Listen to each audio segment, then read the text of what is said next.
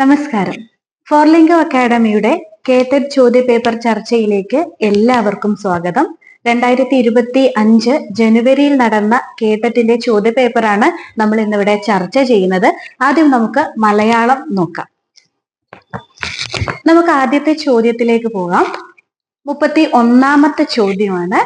സംസ്കാര ശൂന്യതയുടെ അടയാളമായി ലേഖനത്തിൽ ചൂണ്ടിക്കാണിക്കുന്നത് എന്തിനെ എന്നാണ്.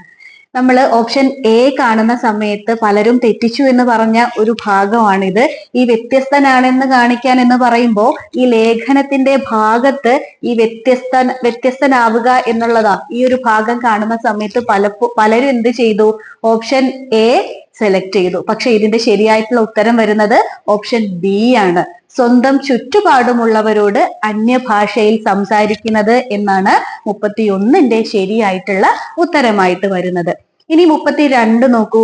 ലേഖകന്റെ ഉത്കണ്ഠയ്ക്കും കോപത്തിനും കാരണം എന്തായിരുന്നു എന്നാണ്. എന്തായിരുന്നു കാരണം? ഓപ്ഷൻ ഡി ആണ്. മകൾക്ക് കന്നഡ ഭാഷ അറിയില്ല എന്നതാണ് 32ാമത്തെ ചോദ്യത്തിന്റെ ഉത്തരം. അടുത്ത ചോദ്യം വരുന്നത് കന്നഡ ഭാഷയെ കുറിച്ചുള്ള ലേഖകന്റെ നിരീക്ഷണങ്ങളിൽ പെടാത്തത് ഏത് എന്നാണ്. ഇത് എല്ലാവരും ഏകദേശം ശരിയാക്കിയിട്ടുള്ള ഉത്തരവാണ്. ഓപ്ഷൻ സി ആണ് വരുന്നത് അല്ലെ. നക്ഷത്രങ്ങൾ പറഞ്ഞ കഥ പോലെയാണ് എന്നായിരുന്നു 33ന്റെ ഉത്തരം. 34 അതുപോലെ വളരെ ഈസി ആയിട്ടുള്ള ഒരു ചോദ്യം തന്നെയായിരുന്നു. ലേഖകന്റെ അഭിപ്രായത്തിൽ ഭാഷയെ കുറിച്ചുള്ള ഇന്നത്തെ തലമുറയുടെ ചിന്ത എന്താണ് എന്നതാണ് 34ാമത്തെ ചോദ്യം. ഓപ്ഷൻ എ ആണ് അല്ലെ. നിങ്ങൾ എല്ലാവരും എഴുതിയിട്ടുണ്ടാകും. കേവലം ആശയവിനിമയോപാധി മാത്രമാണ് എന്നുള്ളതാണ് 34ന്റെ ഉത്തരമായി വരുന്നത്. 35 നോക്കൂ. മാതൃഭാഷയെ കുറിച്ചുള്ള ഈ കുറിപ്പിലെ നിരീക്ഷണങ്ങളോട് യോജിക്കുന്ന പ്രസ്താവന ഏതാണ് എന്നാണ്. ഏതാണ് ഉത്തരം വരുന്നത്? അതും ഓപ്ഷൻ ഡി ആണ്. മാതൃഭാഷ നല്ലവണ്ണം പഠിച്ചാൽ മറ്റു ഭാഷകൾ വളരെ എളുപ്പം പഠിക്കാൻ കഴിയും എന്നുള്ളതാണ് 35ാമത്തെ ചോദ്യത്തിന്റെ ഉത്തരമായി വരുന്നത്. ഇപ്പോ നമ്മൾ ലേഖനത്തെ അടിസ്ഥാനമാക്കിയുള്ള ചോദ്യങ്ങളാണ് പഠിച്ചത്. അതായത് റീഡിംഗ് കോംപ്രിഹെൻഷനിൽ ഒരു ഗദ്യ ഭാഗം തന്നാൽ എങ്ങനെ അതിന്റെ ഉത്തരങ്ങൾ കണ്ടെത്താം എന്നുള്ളതാണ് ഇപ്പോൾ നമ്മൾ ഈ ചോദ്യത്തിന്റെ ഉത്തരമായിട്ട് കണ്ടെത്തിയത്. ഇനി വരുന്നത് കവിതാ ശകലങ്ങൾ തരുന്ന സമയത്ത് എങ്ങനെയാണ് നമുക്ക് ഉത്തരം എഴുതാൻ കഴിയുക എന്നുള്ളതാണ് അടുത്ത ചോദ്യഭാഗത്ത് നിന്ന് നിങ്ങൾ മനസ്സിലാക്കുന്നത്. 36 മുതൽ 40 വരെയുള്ള ചോദ്യങ്ങളുടെ ഉത്തരം ചുവടെ നൽകിയ കവിതാഭാഗത്ത് നിന്നും കണ്ടെത്തുക എന്നുള്ളതാണ്. നിങ്ങൾക്ക് ചോദ്യ പേപ്പറുകളിൽ ഏറ്റവും നന്നായിട്ട് സ്കോർ ചെയ്യാൻ പറ്റുന്ന ഒരു ഭാഗമാണ് ഇത്. തന്നിരിക്കുന്ന ഭാഗങ്ങളിലെ ചോദ്യങ്ങൾക്ക് ഉത്തരം കണ്ടെത്തുക എന്നുള്ളത്. നന്നായിട്ടൊന്ന് വായിച്ചാൽ 10 മാർക്കാണ്. അതായത് 10 ചോദ്യങ്ങളുടെ ഉത്തരമാണ് നിങ്ങൾക്ക് കയ്യിൽ വരുന്നത്. അപ്പൊ നോക്കൂ, ഒരു കവിതാ ഭാഗം തന്നിട്ടുണ്ട്. എന്നിട്ട് 36ാമതായിട്ട് ചോദിക്കുകയാണ് നമ്മളോട്, കവിതയിലെ എഞ്ചിനീയർ കവിയുടെ ആരാണ് എന്നാണ് ചോദ്യം. കവിതയിലെ എഞ്ചിനീയർ കവിയുടെ ആരാണ്? ശിഷ്യൻ അല്ലെ. കവിതയുടെ ആദ്യ ഭാഗത്ത് നിന്ന് തന്നെ നമുക്കത് മനസ്സിലാകും. എഞ്ചിനീയറാം താങ്കളോട് ഞാൻ ചോദിക്കട്ടെ, പണ്ട് ഞാൻ ഗുരുവും താൻ ശിഷ്യനുമായി വാണനാൾ. ആ വരിയിൽ തന്നെ എന്തുണ്ട്? 36ാമത്തെ ചോദ്യത്തിനുള്ള ഉത്തരമുണ്ട്. അടുത്തത് നോക്കൂ, 37. പാതിര കൂകുന്നോളം എന്ന പ്രയോഗത്തിന്റെ അർത്ഥം എന്താണ് എന്നാണ്. ഇത് നേരിട്ടുള്ള ചോദ്യമാണോ? കവിതയിലെ ചോദ്യമാണോ? അല്ല. നമ്മൾ പ്രയോഗങ്ങളുടെ അർത്ഥം കണ്ടെത്താനുള്ള ഭാഗം നമുക്ക് പഠിക്കാനുണ്ട് അല്ലെ സിലബസിൽ. നോക്കൂ, പാതിര കൂകുന്നോളം എന്ന പ്രയോഗത്തിന്റെ അർത്ഥം എന്താണ്? രാപക്ഷികൾ കൂകി, രാത്രി ഏറെ വൈകി, മനസ്സ് ഇരുട്ടിലായി, അധ്വാനിച്ച് തളർന്നു. ഏതാണ് ഉത്തരം? ഓപ്ഷൻ ബി ആണ്. രാത്രി ഏറെ വൈകി എന്നുള്ളതാണ് പാതിര കൂകുന്നോളം എന്ന പ്രയോഗത്തിന്റെ അർത്ഥമായി വരുന്നത്. 38. അവർ പരസ്പരം കളിയാക്കി ചിരിച്ചത് എന്തുകൊണ്ട്? അവർ പരസ്പരം കളിയാക്കി ചിരിച്ചത് എന്തുകൊണ്ടാണ്? പഴയ കാലം സംഭവം ഓർത്തിട്ടാണോ? അതല്ല അവരുടെ നിർമ്മിതി ഉദ്ദേശിച്ച ആകൃതിയിലാവാത്തത് കൊണ്ടാണോ? കൂടെ ഉണ്ടായിരുന്നവർ അന്തിയായപ്പോൾ മുളയാൻ പോയതോർത്താണോ? ഗുരുവിന് പറ്റിയ അബദ്ധമോർത്താണോ? ഏതാണ് 38ന്റെ ഉത്തരം വരുന്നത്? അവരുടെ നിർമ്മിതി ഉദ്ദേശിച്ച ആകൃതിയിൽ ആകാത്തത് കൊണ്ട്. അതായത് 38 ബി ആണ് ആൻസർ വരുന്നത് കേട്ടോ. കോഴിക്കോടായിരുന്നോ എന്നൊക്കെ ചോദ്യത്തിലെ കവിതാഭാഗത്ത് നിങ്ങൾ കണ്ടില്ലേ? അതാണ്. അവിടെ നിന്നുമാണ് നമുക്ക് ഇത് മനസ്സിലാക്കാൻ സാധിക്കുക. ഇനി 39. കാവ്യഭാഗത്തെ ആശയവുമായി ബന്ധമില്ലാത്ത പ്രസ്താവന ഏതാണ് എന്നാണ്. ബന്ധമില്ലാത്ത പ്രസ്താവന ഏതാണ്? അത് ശരിക്കറിഞ്ഞാൽ മാത്രമേ എന്ത് ചെയ്യാൻ പറ്റുള്ളൂ, ഇതിന് നമുക്ക് ആൻസർ ചെയ്യാൻ പറ്റുള്ളൂ. എന്തൊക്കെയാണ്? സ്കൂൾ വാർഷികോത്സവത്തിന് തോരണപ്പന്തൽ നിർമ്മിച്ചതിന്റെ ഓർമ്മകളാണ്. ഗുരു ശിഷ്യ സൗഹൃദ ബന്ധത്തിന്റെ ഹൃദ്യമായ ഓർമ്മകളാണ്. കവിതാരചനയെ പ്രതീകാത്മകമായി അവതരിപ്പിക്കുന്നു. സ്വന്തം അബദ്ധങ്ങളെയും പോരായ്മകളെയും ചിരിച്ചുകൊണ്ട് നേരിടണം. ഏതാണ് 39ന്റെ ആൻസർ ആയിട്ട് വരുന്നത്? ഓപ്ഷൻ സി ആണ് കേട്ടോ. കവിതാരചനയെ പ്രതീകമായി അവതരിപ്പിക്കുന്നു എന്നുള്ളതാണ് 39ന്റെ ഉത്തരമായിട്ട് വരുന്നത്. ഇനി 40ാമത്തെ, അതായത് കവിതയുടെ ഭാഗത്ത് നിന്നുമുള്ള അവസാനത്തെ ചോദ്യമാണ്. ഈ കവിതയിലെ ആഖ്യാതാവ് ആരാണ്? ആഖ്യാതാവ്, അതായത് ഇതിൽ പറയുന്ന ആള് ആരാണ്? ആഖ്യാതം എന്നൊക്കെ നിങ്ങൾ കേട്ടിട്ടില്ലേ? ആഖ്യാതാവ് ആരാണ് എന്നാണ്. ആരാണ് ആഖ്യാതാവ്? കവിയാണോ, ശിഷ്യനാണോ, സഹപാഠിയാണോ, അതോ എഞ്ചിനീയർ ആണോ? ഓപ്ഷൻ എ, കവിയാണ് ഈ കവിതയിലെ ആഖ്യാതാവ്.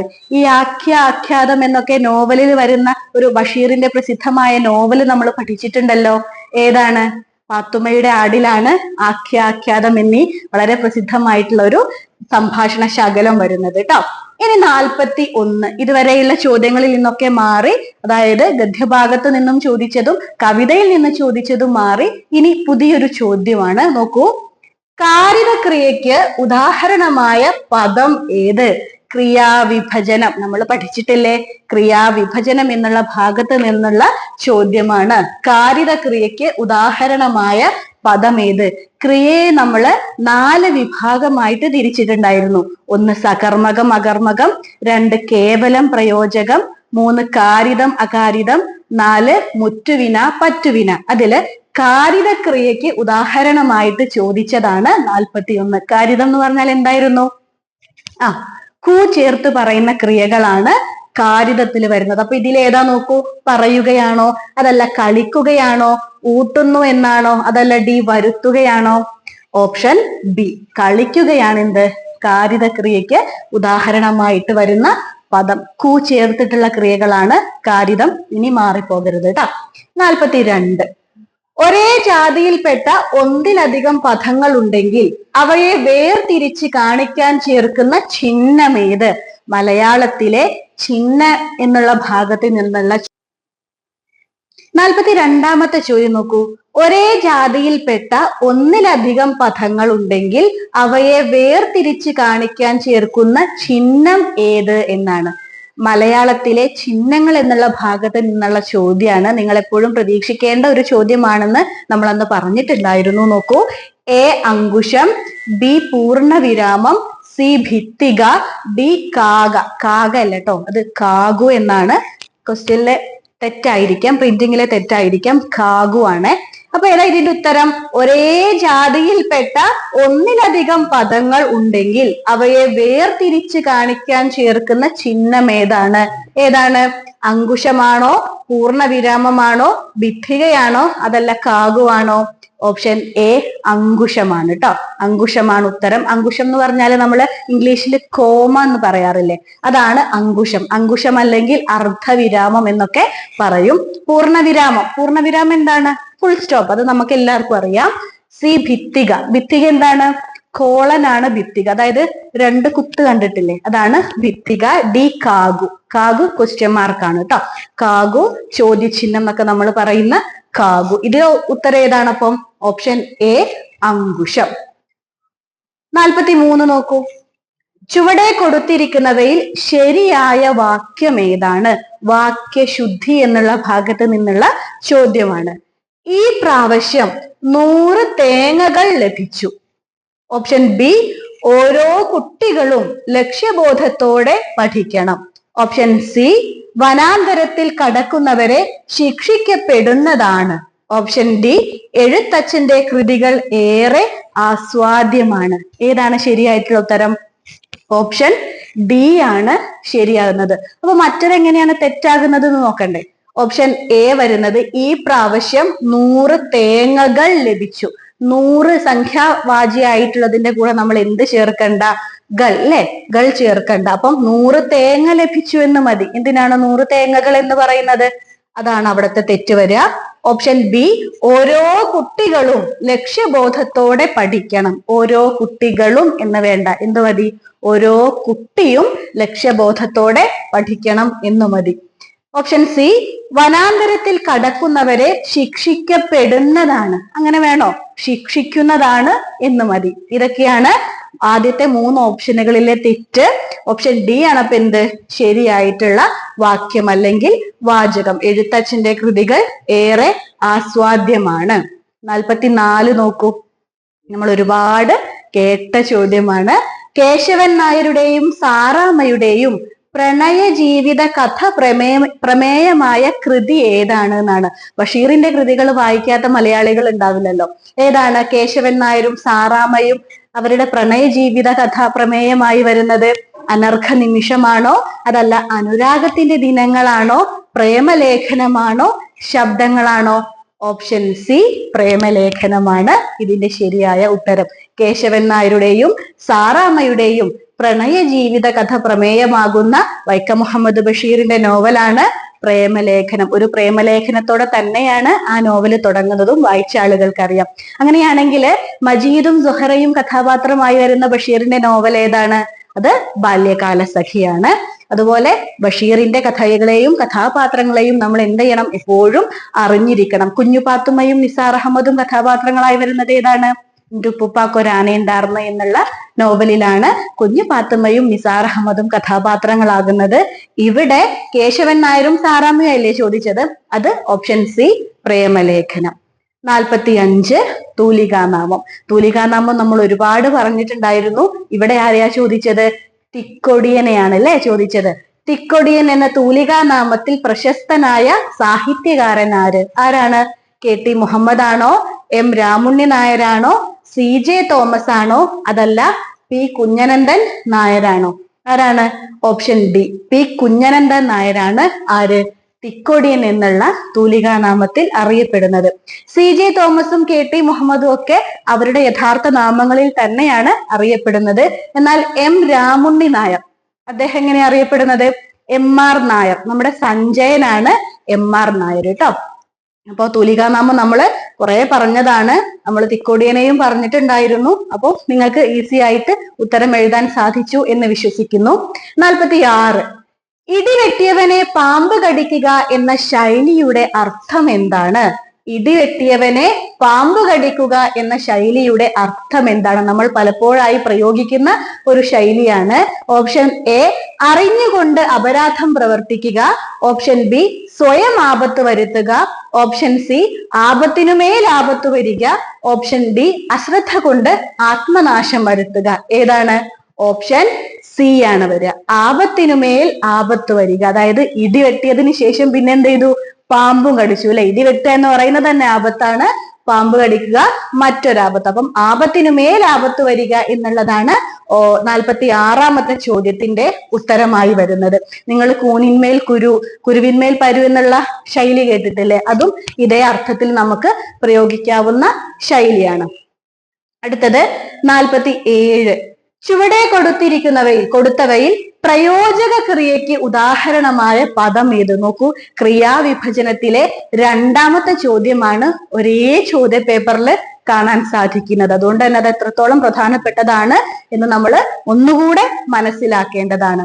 പ്രയോജക ക്രിയ നമ്മൾ നേരത്തെ പറഞ്ഞില്ലേ, ക്രിയയെ നമ്മൾ 4 വിഭാഗമായി തരംതിരിച്ചു. അതിലൊരു വിഭാഗമാണ് കേവലം പ്രയോജകം. ഈ പ്രയോജകം എന്ന് പറഞ്ഞാൽ എന്താ? നമ്മൾ ഒരാളുടെ പ്രേരണ കൊണ്ട് ചെയ്യുക എന്നുള്ള രീതിയിലാണ് വരുന്ന ക്രിയകളാണ് പ്രയോജക ക്രിയകൾ. ഇതിൽ നോക്കൂ, തീറ്റുന്നു, കുളിക്കുന്നു, പോകുന്നു, നടുന്നു. ഇതിൽ മറ്റൊരാളുടെ പ്രേരണ കൊണ്ട് നമ്മൾ ചെയ്യുക എന്നുള്ള അർത്ഥത്തിൽ വരുന്ന ക്രിയ ഏതാണ്? തീറ്റുന്നു അല്ലെ. ഓപ്ഷൻ എ ആണ് 47ന്റെ ഉത്തരമായി വരുന്നത്. തീറ്റുന്നു, മറ്റൊരാളുടെ പ്രേരണ, മറ്റൊരാൾ നിർബന്ധിച്ച് ചെയ്യുന്ന പോലെയല്ലേ ഇത് വരുന്നത്? തീറ്റുന്നു. അതുകൊണ്ട് അത് പ്രയോജകമാണ്. കുളിക്കുന്നു, പോകുന്നു, നടുന്നു എന്നുള്ളതിലൊന്നും നമുക്ക് അങ്ങനെ ഒരു പ്രേരണ തോന്നുന്നുണ്ടോ? ഇല്ല. അതുകൊണ്ട് 47ന്റെ ഉത്തരം ഓപ്ഷൻ എ, തീറ്റുന്നു ട്ടോ. ഇനി 48 ചുവടെ കൊടുത്തവയിൽ പൂജക ബഹുവചനത്തിന് ഉദാഹരണമായ പദം ഏതാണ്? ഏകവചനം, ബഹുവചനം, പൂജക ബഹുവചനം, സലിംഗ ബഹുവചനം എന്നിങ്ങനെ വചനങ്ങൾ നമ്മൾ കുറെ പഠിച്ചിട്ടുണ്ട്. നമ്മളോട് ചോദിച്ചത് ഏതാണ്? പൂജക ബഹുവചനത്തിന് ഉദാഹരണമായ പദം ഏതാണെന്നാണ്. വേടറാണോ, അധ്യാപികമാരാണോ, സി വേലക്കാരാണോ, ഡി അവർകളാണോ? ഏതാണ് ഉത്തരം? 48 ഓപ്ഷൻ ഡി അവർകളാണ് ഉത്തരം. അത് കണ്ടാൽ നമുക്ക് ബഹുവചനമായി തോന്നുമെങ്കിലും നമ്മൾ ബഹുമാനാർത്ഥം പൂജകമായിട്ട് ഉപയോഗിക്കുന്നത് എന്നുള്ള അർത്ഥത്തിലാണ് അത് വരിക. അവർകളാണ് കേട്ടോ. നമ്മൾ അവർകൾ എന്നുള്ള ഒരാളെ പറയപ്പോഴാ അയാളോട് നമുക്ക് ബഹുമാനം തോന്നുന്ന സമയത്താണ്. അതുകൊണ്ടാണ് പൂജക ബഹുവചനത്തിന് ഏത് ഉദാഹരണമായിട്ടുള്ളത്? ഓപ്ഷൻ ഡി അവർകൾ. 49 ചുവടെ പിരിച്ചെഴുതിയവയിൽ കൂട്ടത്തിൽ പെടാത്തത് ഏത്? കൂട്ടത്തിൽ പെടാത്തത് എന്നുള്ള ചോദ്യത്തില് ഒരുപാട് വിഭാഗങ്ങൾ വരാം. ഇവിടെ നമ്മളോട് ചോദിച്ചത് ഏതാണ്? സന്ധിയാണ് അല്ലെ? സന്ധി വിഭാഗത്തിലാണ് ഇവിടെ വരുന്നത്. വ്യാകരണത്തിന്റെ ഭാഗത്ത് നിന്നുള്ള ചോദ്യമാണ്. നോക്കൂ, ഓപ്ഷൻ എ ബന്ധു അധികം അത്രേ, ബി പോയി അധികം ഇല്ല, ഓപ്ഷൻ സി മഴ അധികം ഇല്ല, ഓപ്ഷൻ ഡി ഈ അധികം ഇടം. ഇതിലേതാണ് ഉത്തരം? ഓപ്ഷൻ ബി ആണ് ഉത്തരം വരിക. എന്തുകൊണ്ടാ ബി ഉത്തരം വരിക? നോക്കൂ, ബന്ധു അധികം അത്രേ എന്താണ്? സന്ധി ചെയ്താൽ നമ്മൾ അത് ഏതാ ഉത്തരം വരിക? അത് ബന്ധുവത്രേ അല്ലെ? ബന്ധുവത്രേ. അവിടെ വകാരം എന്ത് ചെയ്യുന്നുണ്ട്? ആഗമിക്കുന്നുണ്ട്. പുതിയതായിട്ട് വകാരം അവിടെ ആഗമിക്കുന്നുണ്ട്. അതുപോലെ തന്നെ മഴ അധികം ഇല്ല, അവിടെ എന്ത് ചെയ്യുന്നുണ്ട്? മഴ അധികമില്ല, മഴയില്ല. അവിടെ യകാരം ആഗമിക്കുന്നുണ്ട്. ഈ അധികം ഇടം എന്താണ്? ഇവിടം അല്ലെ? അവിടെ വകാരം ആഗമിക്കുന്നുണ്ട്. പക്ഷെ ഈ പോയി അധികം ഇല്ലയിൽ ഏതെങ്കിലും ആഗമിക്കുന്നുണ്ടോ? പോയി അധികം ഇല്ല, പോയില്ല അല്ലെ? അവിടെ ഈ ഒരു ഇകാരം ലോപിക്കുകയാണ് ചെയ്യുന്നത്. 4 സന്ധികളാണുള്ളത് എന്നറിയാമോ?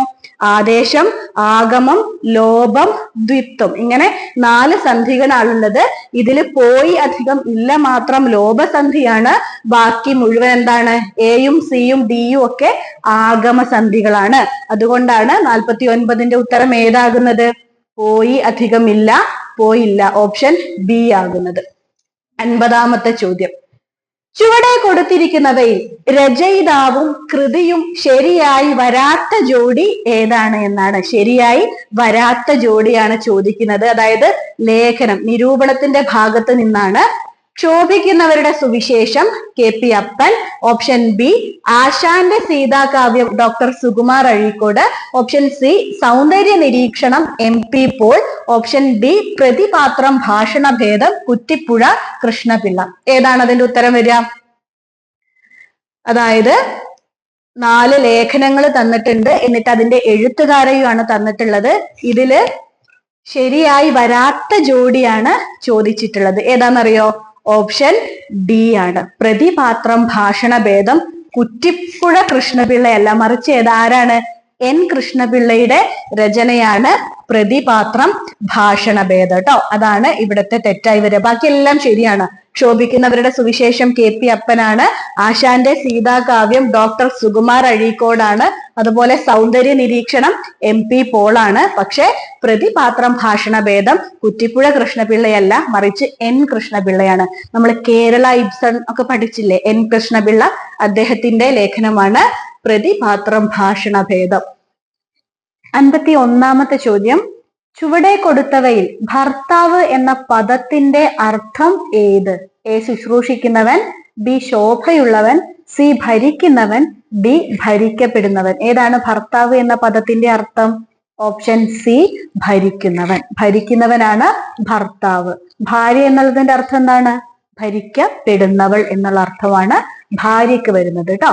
52 ചുവടെ കൊടുത്തിരിക്കുന്നവയിൽ കാടുകയറി എന്ന ശൈലി ശരിയായി പ്രയോഗിച്ച വാക്യം ഏതാണ്? കാടുകയറി എന്ന ശൈലിയാണ് ചോദിച്ചിട്ടുള്ളത്. നോക്കൂ, എ കാടുകയറിയ നാട്ടാനയെ കുങ്കിയാനകൾ നാട്ടിലെത്തിച്ചു. ഓപ്ഷൻ ബി ചില സർക്കാർ സ്ഥാപനങ്ങൾ കാടുകയറിയ നിലയിലാണ്. ഓപ്ഷൻ സി അർജുനനെ ഭയന്ന അശ്വത്ഥാമാവ് കാടുകയറി രക്ഷപ്പെട്ടു. ഓപ്ഷൻ ഡി ഉദ്ഘാടകൻ പ്രസംഗിച്ച് കാട് കയറി. കാടുകയറി എന്നുള്ളതിന്റെ യഥാർത്ഥമല്ല ചോദിച്ചത്, മറിച്ച് ശൈലി ശരിയായി പ്രയോഗിച്ച വാക്യമാണ്. ഏതാണ്? ഓപ്ഷൻ ഡി ആണ് ഉത്തരമായി വരുന്നത്. ഉദ്ഘാടകൻ പ്രസംഗിച്ച് കാടു കയറി എന്നുള്ളതാണ് ഏതിന്റെ ഉത്തരം? 52ന്റെ ഉത്തരമായി വരുന്നത്. 53, ജാതി ചോദിക്കുന്നില്ല ഞാൻ സോദരി, ചോദിക്കുന്നു നീർ നാവു വരണ്ടഹോ. ഈ വരികൾ കുമാരനാശാന്റെ ഏത് കൃതിയിലേതാണ്? കൃതി അതായത് അതിലെ വരികൾ നമ്മൾ പറഞ്ഞിട്ടുണ്ടായിരുന്നു. ഏത് കൃതിയിലേതാണ്? എ ദുരവസ്ഥ, ബി കരുണ, സി നളിനി, ഡി ചണ്ഡാല ഭിക്ഷുകി. ഏതിലേതാണ്? ഓപ്ഷൻ ഡി ചണ്ഡാല ഭിക്ഷുകിയിലെ വരികളാണ് ജാതി ചോദിക്കുന്നില്ല ഞാൻ സോദരി, ചോദിക്കുന്നു നീർ നാവു വരണ്ടഹോ എന്നുള്ള ഭാഗം വരുന്നത്. ദുരവസ്ഥ, കരുണ, നളിനി ഇതിലെല്ലാം തന്നെ ഇത്തരത്തിൽ ചോദിക്കാൻ തക്ക ഒരുപാട് വരികളുണ്ട്. അപ്പോൾ അതെല്ലാം നിങ്ങൾ എന്ത് ചെയ്യണം? നോക്കിയിട്ടുണ്ടായിരിക്കും എന്ന് വിശ്വസിക്കുകയാണ്. ഇത് നിങ്ങൾക്ക് അത്ര ബുദ്ധിമുട്ടായിട്ടുണ്ടായിരിക്കില്ല. ഓക്കെ, ഓപ്ഷൻ ഡി ആണ് 53ന്റെ ഉത്തരമായിട്ട് വരുന്നത്. 54, ചുവടെ വിഗ്രഹിച്ചെഴുതിയവയിൽ ശരിയായത് ഏത്? വിഗ്രഹിച്ചെഴുതിയവയിൽ ശരിയായത് ഏത്? ഓപ്ഷൻ എ കൊന്നത്തെങ്ങ്. എങ്ങനെയാ വിഗ്രഹിച്ചെഴുതിയത്? കൊന്നയും തെങ്ങും. ഓപ്ഷൻ ബി 4-5, 4ഉം 5ഉം. ഓപ്ഷൻ സി മുക്കണ്ണൻ 3 കണ്ണുള്ളവൻ. ഓപ്ഷൻ ഡി ജരാനര, ജരയിലെ നര. ഇതിലേതാണ് ശരിയായത്? ഓപ്ഷൻ സി ആണ് ശരിയായിട്ടുള്ളത്. മുക്കണ്ണൻ 3 കണ്ണുള്ളവൻ. മുക്കണ്ണൻ 3 കണ്ണുള്ളവനാണ് ശരിയായിട്ടുള്ള ഉത്തരം വരുന്നത്. കൊന്നത്തെങ്ങ് വിഗ്രഹിച്ചാൽ എങ്ങനെയാ ഉത്തരം വരിക? കൊന്നയായി തീർന്ന തെങ്ങാണ് കൊന്നത്തെങ്ങ്. 4-5 എന്ന് പറഞ്ഞാൽ 4ഓ 5ഓ എന്നാണ് വിഗ്രഹിക്കുമ്പോൾ ശരിയായിട്ട് വരിക. ജരാനര, ജരയും നരയുമാണ് ശരിയായിട്ട് വരുന്നത്. അപ്പം ഇതിൽ ശരി ഏത് മാത്രമാണ്? ഓപ്ഷൻ സി മുക്കണ്ണൻ, 3 കണ്ണുള്ളവൻ. 55ാമത്തെ ചോദ്യം, ചുവടെ നൽകിയവയിൽ പോയി എന്ന പദം അനുപ്രയോഗാർത്ഥത്തിൽ ഉപയോഗിച്ചിരുന്ന വാക്യം ഏതാണ്? അനുപ്രയോഗം വ്യാകരണത്തിന്റെ ഭാഗത്ത് നിന്നുള്ള ചോദ്യമാണ്. ഏതാണ് ഉത്തരം വരിക? പക്ഷി പറന്നു പോയി, അവൻ പോയി പറഞ്ഞു, അയാൾ സ്തംഭിച്ചു നിന്നു പോയി, അയാൾ അവിടെ നിന്ന് പോയി. എന്താണ് അനുപ്രയോഗം എന്ന് പറഞ്ഞാല്? ഒരു പൂർണ്ണക്രിയയുടെ രൂപത്തെയോ അർത്ഥത്തെയോ പരിഷ്കരിക്കുന്നതിന് വേണ്ടി അതിന് പിന്നാലെ ചേർക്കുന്ന അപ്രധാനമായിട്ടുള്ള ക്രിയയാണ് അനുപ്രയോഗം എന്ന് പറയുന്നത്. ഇവിടെ പോയി എന്നുള്ളതാണ് ആ ക്രിയ എന്ന് നമുക്ക് മനസ്സിലാവും. കാരണം എല്ലാ ഓപ്ഷനിലും ഏതാണുള്ളത്? പോയി എന്നുള്ളതാണ്. അനുപ്രയോഗാർത്ഥത്തിൽ ഇവിടെ പോയി എന്ന് ഉപയോഗിച്ചത് ഏത് മാത്രമാണ്? ഓപ്ഷൻ സിയിൽ അല്ലെ? അയാൾ സ്തംഭിച്ച് നിന്നുപോയി. പക്ഷി പറന്നു പോയി എന്നുള്ളതിൽ അവിടെ ഒരു പോക്കുണ്ട്. അവൻ പോയി പറഞ്ഞതിലും ഒരു പോകലുണ്ട്. അയാൾ അവിടെ നിന്ന് പോയി എന്നതിലും ഒരു പോയി എന്നുള്ള ക്രിയയുണ്ട്. പക്ഷെ ഇവിടെ അനുപ്രയോഗാർത്ഥത്തിൽ പോയി എന്നുള്ളത് ഏതിൽ മാത്രമാണ്? Option C. അയാൾ സ്തംഭിച്ച് നിന്നുപോയി. നിന്നു എന്നുള്ളതാണ് അവിടുത്തെ പൂർണ്ണക്രിയ. അതിന്റെ അർത്ഥത്തെ അല്ലെങ്കിൽ രൂപത്തെ പരിഷ്കരിക്കാൻ വേണ്ടിയിട്ടാണ് പോയി എന്നുള്ളത് അവിടെ ചേർത്തിട്ടുള്ളത്. അങ്ങനെയാണ് അയാൾ സ്തംഭിച്ചു നിന്നു പോയി എന്ന് നമുക്ക് ശരിയായിട്ടുള്ള ഉത്തരം ലഭിക്കുന്നത്. 56, ഇല്ല ദാരിദ്രാർത്ഥിയേക്കാൾ വലുതായിട്ടൊരാർത്തിയും ഇല്ലം വീണു കുത്തുമാറായതു കണ്ടാലും. ഈ വരികൾ ഉൾപ്പെടുന്ന ഗാനശാഖ ഏതാണ് എന്നാണ് ചോദിച്ചത്. വഞ്ചിപ്പാട്ടാണോ, അതല്ല വടക്കം പാട്ടാണോ, ഉള്ളുവം പാട്ടാണോ, മാർഗം കളിപ്പാട്ടാണോ എന്നാണ് ചോദിച്ചിട്ടുള്ളത്. ഏതാണ് ഉത്തരം? ഓപ്ഷൻ എ വഞ്ചിപ്പാട്ടാണ് ട്ടോ. 57, പഴഞ്ചൊല്ലിൽ പതിരില്ല എന്ന ചൊല്ലിന്റെ ശരിയായ ആശയം എന്ത്? മുതിർന്നവരുടെ വാക്കുകളെല്ലാം വിവേകപൂർണമാണ് എന്നുള്ളതാണോ, അതല്ല പഴഞ്ചൊല്ലുകളെല്ലാം അർത്ഥഗർഭങ്ങളാണ് എന്നുള്ളതാണോ, അർത്ഥമില്ലാതെ സംസാരിക്കുക എന്നതാണോ, അതല്ല പതിരില്ലാതെ ജീവിതത്തിൽ ഒന്നുമില്ല എന്നുള്ളതാണോ? പഴഞ്ചൊല്ലിൽ പതിരില്ല. എന്താണ് ഉത്തരം? മുതിർന്നവരുടെ വാക്കുകളെല്ലാം വിവേകപൂർണമാണ്. ഓപ്ഷൻ എ ആണ് 57ന്റെ ഉത്തരം. 58, മഹാഭാരത കഥയെയും കഥാപാത്രങ്ങളെയും വിമർശനാത്മകമായി വിലയിരുത്തുന്ന ഭാരത പര്യടനം രചിച്ചത് ആര്? കൃതിയും കർത്താവും എന്നുള്ള ഭാഗത്ത് നിന്നുള്ള ചോദ്യമാണ്. ജോസഫ് മുണ്ടശ്ശേരിയാണോ ഭാരത പര്യടനം രചിച്ചത്? അതല്ല സുകുമാർ അഴീക്കോടാണോ, കുട്ടിക്കൃഷ്ണമാരാരാണോ, കേരളവർമ്മ വലിയ കോയിത്തമ്പുരാനാണോ? ഓപ്ഷൻ സി കുട്ടിക്കൃഷ്ണമാരാരുടെ കൃതിയാണ് ഭാരത പര്യടനം. ഈ പറഞ്ഞ എല്ലാവരും എന്താണ് നിരൂപണ രംഗത്തെ അതികായന്മാരായിട്ടുള്ള എഴുത്തുകാരാണ് കേട്ടോ. ജോസഫ് മുണ്ടശ്ശേരി, സുകുമാർ അഴീക്കോട്, മലയാള സാഹിത്യ വിമർശനമൊക്കെ രചിച്ചിട്ടുള്ള മഹാനായ എഴുത്തുകാരനാണ് സുകുമാർ അഴീക്കോട്. കുട്ടിക്കൃഷ്ണമാരാരുടേതാണ് പക്ഷെ ഏത്? ഭാരത പര്യടനം കേട്ടോ. ഓപ്ഷൻ സി ആണ്. 58. 59 നോക്കൂ. ഭീമങ്ങളായുള്ള ധൂമങ്ങൾ അന്നേരം വ്യോമത്തിലെങ്ങുമേ പൊങ്ങി നിന്നു. ഭീമങ്ങളായുള്ള ധൂമങ്ങൾ അന്നേരം വ്യോമത്തിലെങ്ങുമേ പൊങ്ങി നിന്നു. ഈ വരികളിലെ ധൂമം എന്ന പദത്തിന്റെ അർത്ഥം എന്ത് എന്നാണ് ചോദിക്കുന്നത്. കൊടുമുടിയാണോ, വൃക്ഷമാണോ, പുകയാണോ, അതല്ല മേഘമാണോ? ഏതാണ് ഉത്തരം? ഓപ്ഷൻ സി, പുക. 59 ഓപ്ഷൻ സി ആണ് കേട്ടോ. 60. ചുവടെ നൽകിയവയിൽ ശരിയായി എഴുതിയ പദം ഏത്? വിദ്യുത് ശക്തി, യാദൃശ്ചികം, പ്രത്യാഘാതം, അതിഥി. ഏതാണ് ഇതിൽ ശരിയായി എഴുതിയ പദം? വിദ്യുത് ശക്തിയാണ് കേട്ടോ. യാദൃശ്ചികത്തിൽ എന്താ തെറ്റ്? ഇവിടെ ഛ എന്നുള്ള അക്ഷരമല്ല, വിദ്യുത് ശക്തിയുടെ ഛയാണ് ഇവിടെ വേണ്ടത്. അതുപോലെ പ്രത്യാഘാതത്തില് ഏതാണ്? അധികരമായിട്ടുള്ള കകാരമല്ല, മറിച്ച് ഘോഷമായിട്ടുള്ള ഖായാണ് വരേണ്ടത്. ഘടികാരം എന്ന് എഴുതുന്ന ഖ ഉണ്ടല്ലോ, അതാണ് പ്രത്യാഘാതത്തിൽ വരിക. അതിഥി, ഈ തായും ഈ ധായും അങ്ങോട്ടും ഇങ്ങോട്ടും മാറേണ്ടതുണ്ട്. അപ്പൊ ഏതാണ് ശരിയായിട്ട് എഴുതിയിട്ടുള്ള പദം? വിദ്യുത് ശക്തി. ഓപ്ഷൻ എ ആണ് കേട്ടോ. ഇനി 61 നോക്കൂ. കോപമാകുന്നതു വിത്തെന്നറിയണം, പാപമാകുന്ന മരാമരത്തിനെടോ. ഈ വരികൾ ഏത് കവിയുടേതാണ് എന്നാണ് ചോദിച്ചത്. നേരത്തെ ഒരു വരി തന്നിട്ട് ഏത് കവിതയിലേതാണ് എന്ന് ചോദിച്ചു. ഇവിടെ കർത്താവ് ആരാണ്, എഴുത്തുകാരൻ ആരാണ് എന്നാണ് ചോദിക്കുന്നത്. കുമാരനാശാന്റേതാണോ, എഴുത്തച്ഛൻ്റെതാണോ, കുഞ്ചൻ നമ്പ്യാരുടേതാണോ, ഉണ്ണായി വാര്യരുടേതാണോ എന്നാണ് ചോദിക്കുന്നത്. ഇതേതാണ്? 61 ബി. ഓപ്ഷൻ ബി, എഴുത്തച്ഛനാണ് ഉത്തരമായി വരുന്നത് കേട്ടോ. 62.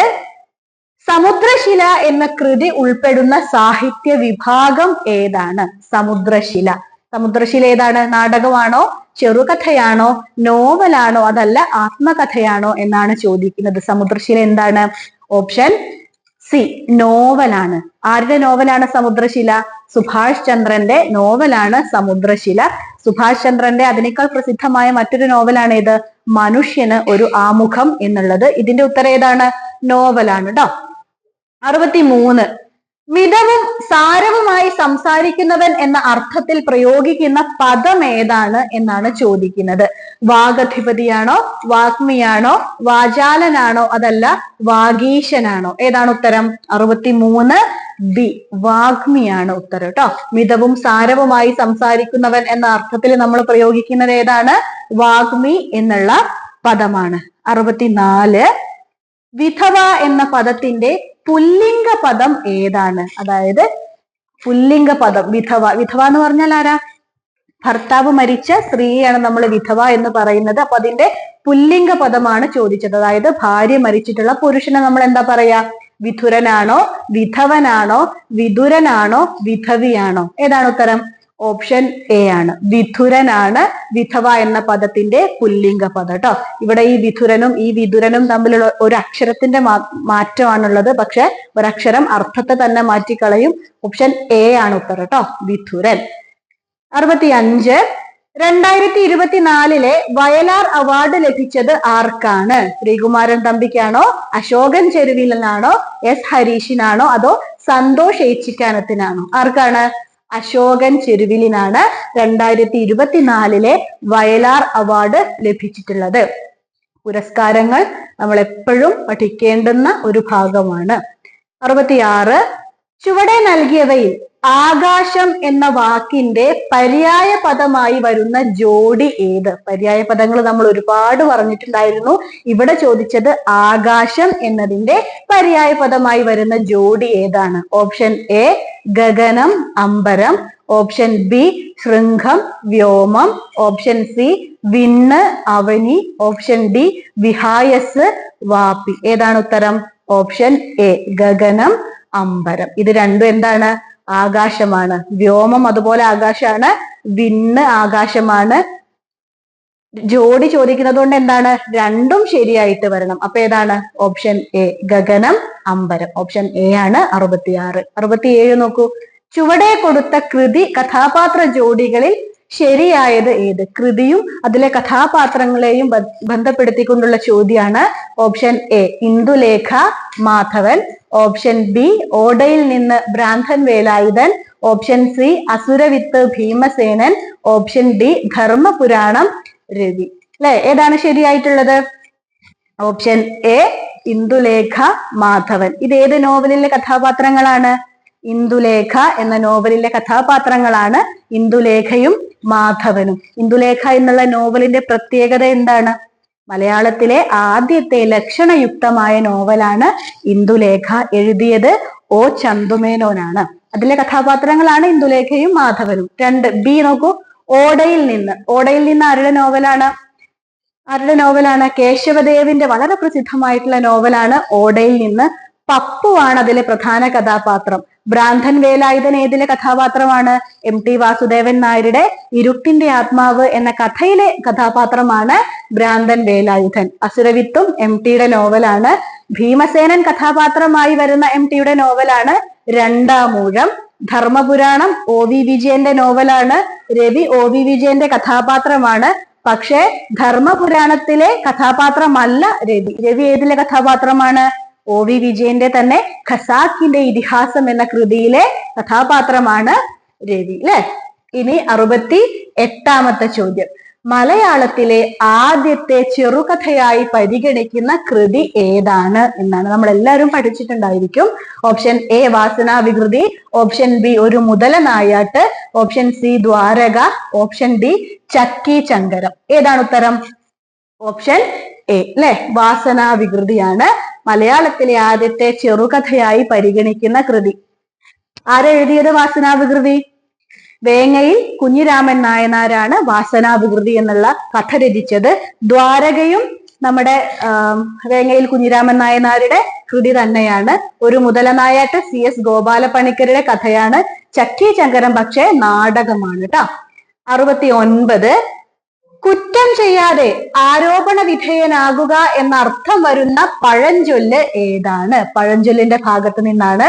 കുളിക്കാതെ ഈറൻ ചുമക്കുക, താൻ പിടിച്ച മുയലിന് 3 കൊമ്പ്, ഉപ്പു തിന്നവൻ വെള്ളം കുടിക്കും, ഇഷ്ടമില്ലാത്ത അച്ചി തൊട്ടതെല്ലാം കുറ്റം. ഏതാണ്? ഓപ്ഷൻ എ ആണ് ഉത്തരം. കുളിക്കാതെ ഈറൻ ചുമക്കുക. ഇനി അവസാനത്തെ ചോദ്യം. ശക്തിയുടെ കവി എന്ന് വിശേഷിപ്പിക്കപ്പെട്ടത് ആര്? ശക്തിയുടെ കവി എന്ന് വിശേഷിപ്പിക്കപ്പെട്ടത് ആര്? Option A Vayalar Ramavarma, option B P Bhaskaran, C Vyloppilly Sreedhara Menon, option D Edasseri Govindan Nair. ഏതാ ഉത്തരം? ഓപ്ഷൻ ഡി ആണ്. ശക്തിയുടെ കവി എന്നറിയപ്പെടുന്നത് ഇടശ്ശേരി ഗോവിന്ദൻ നായരാണ്. എന്തുകൊണ്ടാണ് ശക്തിയുടെ കവി എന്ന് ഇടശ്ശേരിയെ നമ്മൾ വിശേഷിപ്പിക്കുന്നത്? കുഴിവെട്ടി മൂടുക വേദനകൾ കുതികൊള്ളുക ശക്തിയിലേക്ക് നമ്മൾ എന്ന് പാടിയത് ഇടശ്ശേരിയാണ്. അതുകൊണ്ട് കൂടിയാണ് ഇടശ്ശേരിയെ നമ്മൾ ശക്തിയുടെ കവി എന്ന് പറയുന്നത്. അപ്പം 70ാമത്തെ ചോദ്യത്തിന്റെ ഉത്തരം ഓപ്ഷൻ ഡി ഇടശ്ശേരി ഗോവിന്ദൻ നായർ.